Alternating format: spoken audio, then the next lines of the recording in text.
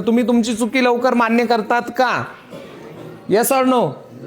नाही, तुम्ही दुसऱ्याला दोष देत असतात. तुम्हाला कमी मार्क्स पडले तर तुम्ही म्हणतात नाही आम्हाला शिक्षक लोकांनी शिकवलंच नाही. तुम्हाला जर कोणी काही दोष दिला किंवा तुम्ही कशामध्ये हारले तर तुम्ही दुसऱ्याला दोष देतात. बरोबर आहे. असाच एक मुलगा होता, राहुल नावाचा मुलगा होता. राहुल नावाचा मुलगा काय करायचा, परीक्षेला जायचा, पेपर द्यायचा, खूप अभ्यास करायचा, पण त्याला मार्क्स कमी पडायचे. मार्क्स कमी पडले का तो शिक्षक लोकांना दोष द्यायचा. ठीक आहे. स्पोर्ट्समध्ये सहभागी व्हायचा, खेळामध्ये सहभागी व्हायचा, आणि तो जर हारला तर तो त्याच्या शूजला दोष द्यायचा, माझे शूजच चांगले नव्हते, माझे सॉक्सच चांगले नव्हते, असा इतर गोष्टींना दोष द्यायचा. पण त्याच्यासोबत एक मन मोकळे बोलणारा मास्तर होता, सर होता, टीचर होता, शिक्षक होता.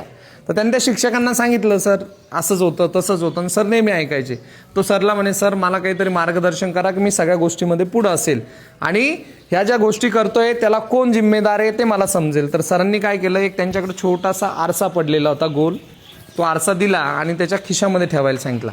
तुला जेव्हा वाटलं की तुला काही कमी पडलं तर हा आरसा काढायचा आणि आरशामध्ये तुला शोधायचं आहे. त्या आरशामध्ये तू शोधलं तर तुला तुझं उत्तर भेटून जाईल. पण ज्यावेळेस तुझ्याकडून चुकी होईल किंवा तुला वाटेल की माझ्या ह्या गोष्टीमुळे झालं किंवा त्याच्या त्या गोष्टीमुळे झालं आणि याला जिम्मेदार कोण हे जर तुला बघायचं असेल तर तो आरसा काढायचा आणि त्याच्यात शोधायचं. त्याच्यामध्ये ॲटोमॅटिक तुला उत्तर भेटत राहील, ॲटोमॅटिक जादूने तिथं उत्तर येत राहील. मग असंच झालं, त्यानं एकदा परीक्षा दिली, परीक्षेमध्ये त्याला कमी मार्क्स पडले, त्याच्या लक्षातच नाही आरसा यूज करायचा. मग गेम खेळायला गेला, रनिंगमध्ये पळायला लागला, पळता पळता तो हरला, आणि तो रागाने मग त्याला लक्षात आलं त्याला की आपल्याला त्या शिक्षकांनी एक गोल आरसा दिलेला आहे. त्याने काढला, त्याला वाटलं की आरशामध्ये उत्तर असेल, आणि तो आरसा काढला आणि त्याने पाहिलं, त्याला काहीच उत्तर दिसत नाही. तो अरे यार काहीच नाही याच्यामध्ये. पण जेव्हा त्याने योग्य निरीक्षण केलं तर त्याला त्याच्यामध्ये काय दिसला, स्वतःचा चेहरा दिसला.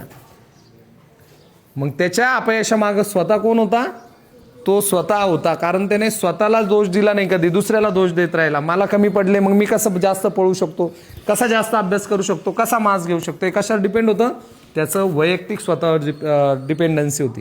पण त्यानं स्वतःवर लक्ष दिलं का, नाही. तसंच तुमच्या आयुष्याचं आहे, तुम्ही नेहमी दुसऱ्यांना दोष देत असतात, पण तुम्हाला अपयश आलं तर स्वतः पचवायचं. यश हे तुमच्या सर्वांचं असतं, आणि अपयश आलं तर हे स्वतः माझ्यामुळेच झालेलं आहे हे त्याचं पूर्ण परीक्षण करायचं आणि त्याच्यातून त्या चुकीतून सुधारणा करून पुढे जायचं. ठीक आहे. चला, उद्या कोण कोण